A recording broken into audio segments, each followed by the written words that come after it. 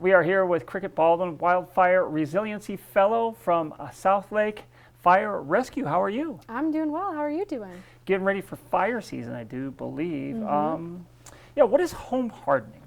So home hardening is the use of non-combustible material to make your house more ember resistant. As we saw in the LA wildfires, embers can travel miles in front of the flames, and so they can ignite smaller fires. And by using the right materials or having the right things on your house, you can prevent your house from igniting.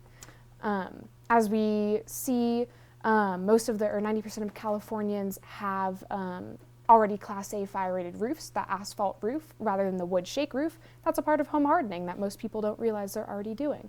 And so they're already starting to become wildfire prepared, but there's more you can do.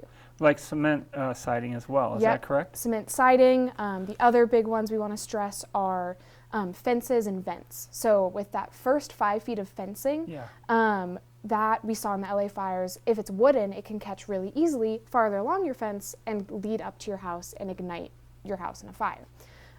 If you were to change that 5 feet, just that first 5 feet in your structure, you can make that into a non-combustible metal or synthetic wood fence instead, and decrease the chance of your house igniting.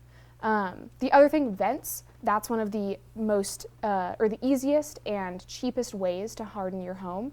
That metal mesh screen over your vent needs to be between 1/8 inch and 1/16 inch openings. Embers can get into vents really easily and ignite your attic or ignite from the foundation of your house. And so either getting a Vulcan vent, which is a fire or a ember resistant vent created by the company Vulcan, or just getting metal mesh screening at your local hardware store, you can harden your vents that way. That is very cool. So the other things we can do, we're talking about home hardening and about defensible space. So those two can work hand in hand. So we're talking about materials, talking about fencing, all those kinds of things. Then we're talking about brush, and we just had some tree cutters here. What are your suggestions for that? So home hardening and defensible space go hand in hand. If you're hardening your home, you're just making your house better prepared against wildfires. Defensible space is just creating a surrounding buffer between or a buffer between the surrounding area and your house. And so they go hand in hand in decreasing the chance of your house catching fire during a wildfire event due to embers. So if you are doing that zone 0, those 5 feet, and you're doing your home hardening, you're as best prepared as you could be.